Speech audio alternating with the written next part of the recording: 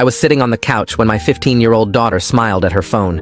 I didn't know homework could be so charming, I said with a grin. Suddenly, she stormed into her room. I have a boyfriend, okay, Dad? Are you happy now? I took a deep breath. When do I get to meet him? The door flew open. You can't meet him yet. Please, Dad. Not until I turn 16, then I'll explain everything. Bristol, if someone's threatening you or... No one's threatening me. Why do you have to make everything so weird? Before I could respond, my phone rang. My son Jacob calling from the University of Michigan. Hey buddy, is Bristol dating someone? His voice was strained and urgent, like something was seriously wrong. Dad, listen to me very carefully. Do not investigate this. Give her until her birthday. Jacob, you're scaring me. Is my daughter in danger? No, nothing like that. Just trust her, okay? 2 weeks passed and I tried to respect Bristol's privacy until the most insane thing happened. She started doing her own laundry twice a week. This was the same teenager who refused to learn how to use a vacuum. I was emptying Bristol's hamper when I found this oversized University of Michigan hoodie, Jacob's school. When she got home from school, I held it up casually. This yours? Her face went red. Oh yeah, it's my boyfriend. Thrift store. It's a boyfriend-style hoodie from a thrift store. She grabbed it from me and hurried to her room. That night, I walked past Bristol's room around 2 a.m. to get water and heard her on the phone, voice muffled but urgent. I know, but I can't keep doing this. The lying is killing me. A pause. My dad will kill us when he finds out who you are. You know he will. The next morning, Bristol came down the next morning wearing a turtleneck in the summer. New fashion choice? I asked. Just trying something different. But when she reached for orange juice, the turtleneck shifted and I saw her frantically adjust it to cover it. She saw me looking and practically ran back to her room. I decided to wait until Mother's Day to confront them. We always visited his mom's grave together. Sorry, Dad. I have a huge project due on Monday. It's Mother's Day, Jacob. I know. I'm sorry. An hour later, Bristol announced she couldn't come either because she was sleeping over at Ashley's. When I called Ashley's mom to confirm, she sounded confused, but said yes, Bristol could come over. The pattern became undeniable after that. Every time Jacob mentioned coming home, Bristol had plans. Every time she wasn't home, he was too busy to call. That night, I confronted her gently. Before I could get a word out, she screamed, "Why can't you just trust me?" She stormed off. But the worst part was 2 days later. Bristol came home with her hair chopped short. Her beautiful long hair she'd been lathering with castor oil since middle school. My boyfriend likes it better this way, she said, running her fingers through it self-consciously. The college savings withdrawals were the final straw.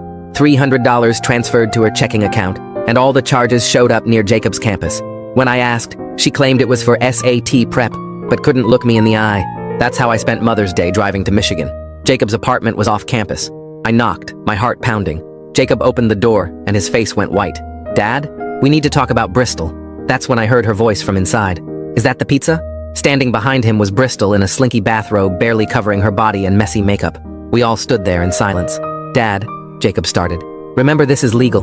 Bristol isn't your biological daughter, Jacob said quietly. She's your wife's daughter. We're not related by blood. We're step-siblings. I stared at him in shock. Jacob, she's 15. You're a sophomore in college. We fell in love, Bristol said through tears. We couldn't fight it, plus I'm 16 soon. I stopped listening after that and swung my fist at my own son, knocking him to the ground. My knuckles hurt bad, and I just stood there watching Jacob grab his nose while blood ran between his fingers. Bristol screamed something at me and rushed over to help him up, trying to hold her robe closed with one hand. I saw the blood dripping onto the carpet, and my brain finally caught up with what I'd just done to my own kid. My whole body started shaking and I backed out of the doorway into the hall, almost tripping over my own feet. Jacob yelled that he was calling the cops, but Bristol grabbed his arm and begged him not to, saying it would make everything worse for everyone.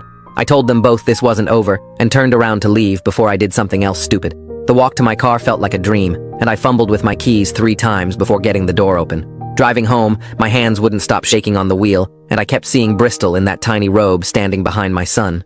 I had to pull over at a gas station to throw up in the parking lot, then again at a rest stop 20 minutes later when the image hit me again. My phone kept buzzing, and when I finally looked at it at a red light, there were 17 missed calls from Bristol.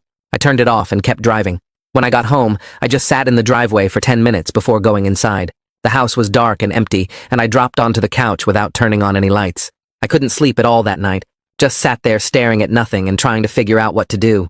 Part of me wanted to drive back and drag her home, but I knew that would probably get me arrested after what I'd already done. Around 4 in the morning, I realized I needed help from people who knew how to handle this kind of thing. Monday morning came, and I called Child Protective Services right at 8 when they opened. The woman who answered sounded tired until I explained my college son was involved with my 15-year-old stepdaughter. Then her voice got serious real fast. She asked a bunch of questions and scheduled someone to come to my house later in the week. 2 days crawled by before Wednesday when Paige Moreau showed up at my door carrying a thick folder and wearing a serious look on her face. She sat at my kitchen table and explained they'd need to talk to Bristol at the school without me there, investigate Jacob and make some kind of safety plan. I handed her everything I'd collected over the past few weeks, including the bank statements and the Michigan hoodie.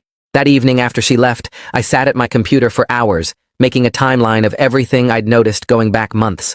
The money transfers to Bristol's account, finding the hoodie, hearing the late-night phone calls, everything went into a document. I took screenshots of bank records and saved text messages, putting it all in a folder on my desktop while my hands shook typing. Thursday night, my phone buzzed with a text from Jacob saying they were really in love, and I was overreacting about the age thing. He wrote that nothing sexual happened until recently and begged me not to ruin his life over this. I didn't write back, but took a screenshot and added it to my evidence folder. Friday turned into a mess of phone calls trying to figure out who was supposed to handle this, since Jacob lived in a different county near campus. The campus police said it was our home county's problem, but our county said the university was involved, so it was complicated. I spent 3 hours on hold getting transferred between departments. I finally called Ashley's mom to check on all those sleepovers Bristol claimed to have. She went quiet when I explained why I was asking, then told me Bristol had only stayed over twice in the past 6 months. She sounded sick when she realized she'd been helping them without knowing it, and said she'd write down everything she remembered for the authorities. We both kept apologizing to each other, even though neither of us knew what was really happening. Monday morning, Paige called to say she'd be interviewing Bristol at the school that afternoon, and I couldn't be there for it. Standard protocol, she said, but it made my stomach hurt thinking about my daughter facing questions alone. I spent the whole day at work checking my phone every 5 minutes and getting nothing done. When Bristol got home, she slammed the front door so hard the pictures on the wall shook. She screamed that I was ruining her life and told them lies about Jacob being some kind of predator when they were in love. I tried to explain I was protecting her, but she ran to her room and locked the door. Around 7 that night, Paige called back and said there were concerning patterns in how Bristol answered questions about the relationship. She wouldn't give specifics, but said they'd need to do follow-up interviews and create a safety plan. Tuesday morning, I called around for lawyers and got an appointment with Ken Roberts for that afternoon. His office was in this old building downtown and smelled like leather and coffee. Ken was maybe 60 with gray hair and looked tired but listened to everything without interrupting. When I finished, he leaned back and told me straight up I could face assault charges for punching Jacob. My hands started sweating when he explained Michigan law didn't care that Jacob was with my underage daughter. Assault was assault.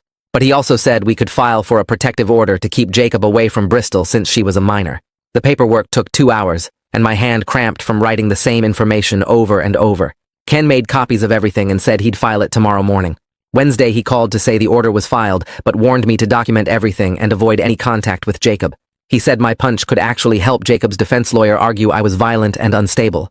That made me want to throw up, because I realized my anger might have given my son away to avoid consequences. Ken told me to focus on protecting Bristol now and let the legal system handle Jacob. Thursday night, I sat Bristol down and explained the new rules starting immediately. 7 p.m. curfew on the school nights, 8 on weekends, no phone after 9 and no going anywhere without telling me first. She jumped up and threw her plate at the wall where it shattered and food went everywhere. She screamed that I was worse than prison and she hated me more than anything in the world. The neighbors probably heard her yelling about how I was destroying her life over nothing. She ran to her room and slammed the door so hard a picture fell off the hallway wall. I cleaned up the broken plate and food while my hands shook, then sat at the kitchen table trying not to cry. Friday morning I found an email from Jacob in my inbox sent at 3 a.m. He wrote 4 pages about how their relationship started when Bristol visited campus for a prospective student weekend back in February. He claimed they tried to fight their feelings, but couldn't help falling in love over late-night talks about books and music. Reading his words about how special and mature she was made me realize this had been going on for months, while I had no idea. He kept saying it wasn't planned, and they both felt guilty about the secrecy, but knew I'd never understand. The more I read, the more I saw the pattern of a college kid manipulating his younger stepsister. Saturday, I forwarded everything to Paige and spent hours going through Jacob's email again, marking every red flag. The way he talked about waiting until she was older, keeping things secret for now, how nobody else would understand their connection. Classic grooming behavior from someone who knew exactly what he was doing. I printed everything and highlighted the worst parts where he coached her on lying to me. Sunday afternoon, I remembered we had a shared family cloud account from years ago and logged in to check. There were hundreds of messages between them going back to January, before that campus visit. Screenshots showed Jacob telling Bristol exactly what to say when I asked questions, how to delete messages, when to pretend she was at Ashley's. I copied everything onto a flash drive and made 3 backup copies to give to Paige and Ken. 2 weeks passed with Bristol barely speaking to me and following the rules only because she had no choice. Then Wednesday, she didn't come home from the school. I called the school and they said she left at normal time. Her phone went straight to voicemail. I drove around checking her friends' houses, but nobody had seen her. By 6 p.m., I called the police and filed a missing person report. The officer asked about custody issues or family problems, and I had to explain about Jacob and the protection order. They put out an alert and started tracking her phone, which showed up at an address in Michigan near campus. My whole body went cold when I saw the location on the map. The officer said they'd contact local police for a welfare check, but it would take time. I sat in the police station for 3 hours drinking bad coffee and checking my phone every 30 seconds. Finally, around 10 p.m., an officer came out and said they found her at Jacob's apartment. She was safe, but insisted she went there voluntarily and wasn't being held against her will. Michigan police couldn't force her to leave since she wasn't in immediate danger, but they strongly encouraged her to come home. 2 officers brought her back around 1 a.m. and she wouldn't even look at me. She went straight to her room, but not before calling me a traitor and saying she'd never forgive me for sending cops after her like she was some runaway criminal. The next morning, the school counselor called, asking for an urgent meeting about Bristol's attendance and emotional state. She'd missed 8 days in the last month, and teachers reported she wasn't turning in work or participating in class. The counselor said Bristol showed clear signs of trauma, even though she insisted everything was fine, and she just wanted everyone to leave her alone. We scheduled an appointment with Abigail Morgan, who specialized in family crisis situations, for the following Monday. Came faster than I expected, and suddenly, it was Monday morning with Paige calling to tell me the prosecutor's office was taking over the criminal part. She said I needed to step back completely and let them handle everything from here while I focused on getting Bristol into therapy with Abigail. The whole system felt impossible to trust, but I signed the papers agreeing to their plan anyway. 3 days into this new arrangement, Bristol found out about Javier through some post on Instagram and came down to dinner already mad. She grabbed her plate and threw it straight at the wall, screaming that I turned everyone against Jacob, and when she turned 16 in 4 months, she'd file for emancipation. Food went everywhere, and she ran upstairs before I could say anything. I spent an hour cleaning pasta sauce off the wall while trying not to punch something myself. The next week, we had our first joint therapy session with Abigail, where I finally admitted I messed up by punching Jacob and trying to control everything afterward. Bristol's eyes went wide when I said I was wrong, and she actually agreed to work on not screaming at me if I worked on not being so controlling. Abigail wrote something down and called it a breakthrough, which felt weird since we were just agreeing to basic stuff. 2 weeks later, we had the protection order hearing where the judge extended it temporarily, while the prosecutors figured out what to charge Jacob with. Ken told me afterward that my assault case was reviewed for misdemeanor charges, which could mean fines or even jail time. Both cases moved through the courts slower than I could believe. A month passed before Bristol tried something stupid by taking a bus to campus, even though the safety plan said no contact at all. Campus security called me saying Jacob had reported her being there trying to find his new dorm, which at least showed he was taking the legal stuff seriously now. The officer said Bristol was in their office waiting for pickup and seemed upset, but not hurt. I drove the whole way there without music, just thinking about what to say, but when I got there, I didn't lecture her at all. The drive home was completely silent with her waiting for me to explode, but I just told her I was glad she was safe when we pulled into our driveway. She looked at me funny and went inside without slamming her door for once, which felt like more progress than all the therapy combined. During our next session with Abigail, we worked out new rules where Bristol got some phone time back and a later curfew if she told me exactly where she was going and when she'd be back. She agreed to follow the rules if I gave her more freedom, which wasn't perfect, but beat the constant fighting we'd been doing. Abigail helped us write it all down like a contract we both signed. 3 days after that agreement, the university sent a letter saying Jacob was under interim suspension, pending a conduct review about his relationship with a minor. He had to move to temporary housing away from his regular apartment while they investigated everything. Bristol saw the letter on the kitchen counter and went quiet for the rest of the day, which was weird since legal threats never seemed to affect her before. That Sunday, I drove to the cemetery alone and sat by my wife's grave for 2 hours, talking out loud about everything that happened. I told her I'd try to be more patient instead of just punishing Bristol, and remember she was hurting too, even if she showed it by being angry all the time. The groundskeeper walked by twice, probably thinking I was crazy, but sitting there helped me find some peace I hadn't felt in months. Ken called the next morning saying the prosecutors offered Jacob a plea deal for misdemeanor charges with something called deferred sentencing if he kept the no-contact order. He explained it meant Jacob wouldn't go to jail, but would have a record, and any violation would mean immediate prosecution. I wanted more than that after what he did, but Ken said it was actually decent, considering the circumstances and my own assault charge. The deal meant Jacob admitted wrongdoing without a trial, which would spare Bristol from testifying about everything. I struggled with accepting such a light punishment, but Ken reminded me the goal was protecting Bristol, not revenge. The prosecutor needed my input by Friday, so I had 4 days to decide whether this was enough justice for what my son did.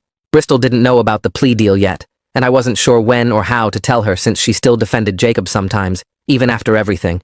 Part of me worried she'd see it as me going easy on him, while another part worried she'd hate me more for any punishment at all.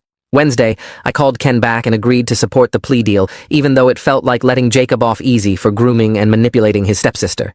He said the paperwork would move forward and Jacob would have to appear in court next month to formally accept the terms. The whole legal process felt both too slow and too fast at the same time, with consequences that seemed both too harsh and not harsh enough. 2 days after agreeing to the plea deal, Ken called saying Jacob's lawyer wanted to deliver something to our house. I waited on the porch when a courier showed up with an envelope marked for me and one for Bristol.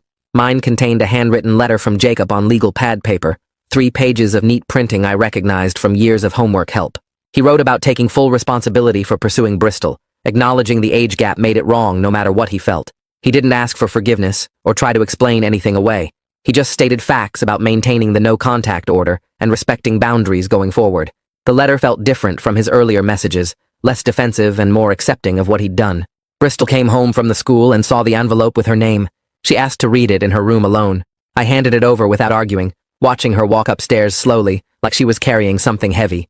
She stayed up there for 2 hours without any music or phone sounds coming through the door. When she came down for dinner, she didn't mention the letter at all. Over the next week, I noticed Bristol stopped bringing up Jacob during arguments. She didn't defend him when I mentioned the legal stuff.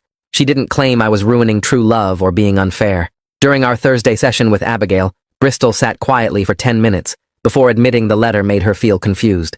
She said Jacob accepting the no-contact order so easily hurt more than she expected. Abigail asked her what she thought that meant. Bristol shrugged, but I could see her processing something important. The reality of Jacob moving on with his life while she was stuck in high school seemed to be sinking in finally. June arrived with school ending and summer stretching ahead of us. We worked out a schedule with morning chores, afternoon summer school, and limited evening activities with approved friends. Bristol complained, but not with the explosive anger from before. We were both tired from months of screaming matches and slammed doors. The house felt quieter, but not exactly peaceful. Summer school enrollment happened without a fight. She picked English and math to make up credits she'd missed during the worst of everything. I drove her the first day and watched her walk in with her backpack, looking more like the kid she actually was, instead of someone trying to be older. The routine helped both of us. Chores at 9, summer school at noon, home by 4, dinner at 6. Structure made things predictable, which we both needed. Our family therapy session the week before her birthday focused on expectations. Abigail asked Bristol directly what she hoped would change when she turned 16. Bristol looked at her hands for a long time before saying she knew the no-contact order wouldn't change. She understood Jacob couldn't be part of her life regardless of her age. Abigail asked how she felt about that. Bristol said it sucked, but she got it. That acceptance felt huge after months of her insisting everything would be fine once she wasn't 15 anymore. I wanted to celebrate this breakthrough but kept my mouth shut.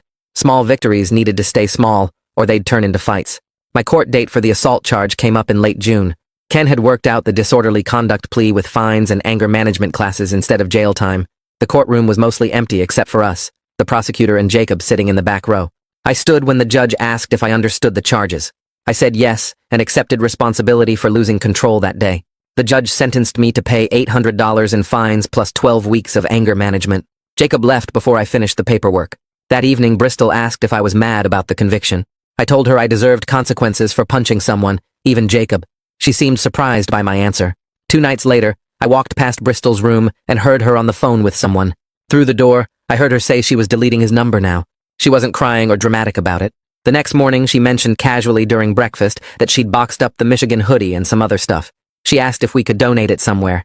I said sure and didn't make a big deal about it. Abigail had taught me to acknowledge progress without overwhelming celebration that might cause backsliding. Father's Day came on a Sunday with no special plans. I woke up to Bristol making noise in the kitchen. She'd made scrambled eggs and toast, even attempted coffee in the machine. We sat at the table together for the first time in months without phones or distractions. She mentioned missing her mom. I said I missed her too. We talked for maybe 5 minutes about small memories, nothing heavy. She'd made my coffee with 2 sugars just how I liked it. The gesture meant more than any card could have. Summer school kept Bristol busy during the days. She met 2 girls in her English class who didn't go to her regular school. They didn't know anything about Jacob or the whole mess. I'd see them laughing at the pickup area, making plans for the mall or movies. Normal teenage stuff that made my chest feel lighter. One afternoon, I watched from the car as Bristol showed them something on her phone, and they all cracked up. Her laugh sounded real, not forced or fake. These new friends invited her to a pool party for the 4th of July. I met the parents, verified supervision, and let her go. Progress looked like trusting her with normal activities again. My anger management classes started the first week of July. The instructor was this older guy who'd been teaching the course for 20 years. He had us introduce ourselves and explain why we were there. I said I punched my son after discovering something disturbing. He nodded like he'd heard worse. The techniques were actually helpful, especially the stuff about recognizing physical warning signs before losing control. We learned breathing exercises and counting methods. I practiced them at home when Bristol tested boundaries. One evening I shared the counting technique with her when she was getting worked up about curfew. She actually tried it instead of mocking me. By the 3rd week of classes, I understood better how grief from losing my wife had made everything else feel more threatening. The instructor explained how unprocessed loss could make people react violently to protect what remained. That hit home hard. Late July brought news through mutual friends that Jacob had graduated but skipped the ceremony. Someone's mom who worked at the university mentioned seeing his name on the list, but not seeing him walk. Bristol was doing homework at the kitchen table when I got the text. I watched her face as I mentioned it casually. She paused her writing for maybe 10 seconds. Her eyes got watery, but she blinked it away and went back to her math problems. Later that night, I heard her crying softly in her room, but she didn't come to me, and I didn't go to her. Some things she needed to process alone. The next week, Abigail sat us down in her office and pulled out her calendar. She flipped through the pages and suggested we could move to every other week now since we'd been making real progress. Bristol shifted in her seat and said she wanted to keep coming through summer to work on her own stuff. Abigail nodded and penciled us in for the next 2 months. I went back to work full-time the following Monday after taking reduced hours for 3 months. My desk was covered in dust and old coffee cups from before everything happened. My co-workers kept stopping by to check on me and mentioned I seemed different, calmer somehow. The routine of spreadsheets and meetings felt good after months of chaos. I'd catch myself actually focusing on quarterly reports instead of checking my phone every 5 minutes for bad news. Bristol started hanging out with those girls from summer school more often. One afternoon, she came into the kitchen while I was making dinner and asked if she could get a job at the ice cream shop downtown where her new friend worked. I put down the spatula and we talked about hours and how she'd get there. She promised to keep it under 15 hours a week and said the friend's mom could drive them both. I said yes, but made her promise to keep her grades up when school started. She actually jumped up and hugged me quick before running to text her friends. 3 days later, Ken called to tell me the prosecutor was closing Jacob's case since he'd completed all the plea requirements. No jail time, but he'd have a record that would follow him forever. I found Bristol doing homework at the kitchen table and told her the news quietly. She stopped writing and stared at her notebook for a long time. Then she asked if she could go to her room, and I said sure. I heard her door close softly, not the usual slam. August came fast, and we sat at the computer together picking classes for junior year. She scrolled through electives and stopped at drama club, asking if she could join. I said of course, and watched her type her name on the sign-up sheet. She picked creative writing too, and seemed excited about the teacher everyone said was cool. We printed out her schedule, and she stuck it on the fridge with a magnet. Her first day at the ice cream shop went well, and she came home with chocolate sauce on her shirt and $20 in tips. She showed me how to work the soft serve machine by demonstrating with a spoon and her hands. The other girls from work came over that weekend, and they spent hours in her room laughing about customers and practicing for drama auditions. One evening after dinner, Bristol stayed at the table instead of disappearing to her room. She picked at her placemat and said therapy had been talking about healthy relationships and warning signs. She told me she understood now how keeping secrets and not having other friends were red flags she'd missed. She said Jacob had convinced her that nobody would understand their connection. I just listened without interrupting. She talked for maybe 10 minutes about boundaries and trust before going to do dishes without being asked. The last week of August, I suggested we go to the lake for a weekend before school started. She looked surprised but said, okay. We packed the car with fishing poles and snacks and drove 2 hours north. At the lake, she actually left her phone in the cabin and helped me carry the tackle box to the dock. We sat there for hours not really talking, just casting lines and reeling them in. She squealed when something tugged her line, and I helped her reel in a decent-sized bass. She held it up for a picture, smiling real and wide for the first time since Mother's Day. We threw it back and kept fishing until sunset. The week before school started, I was reading in the living room when Bristol came downstairs in her pajamas. She stood there for a second like she was deciding something.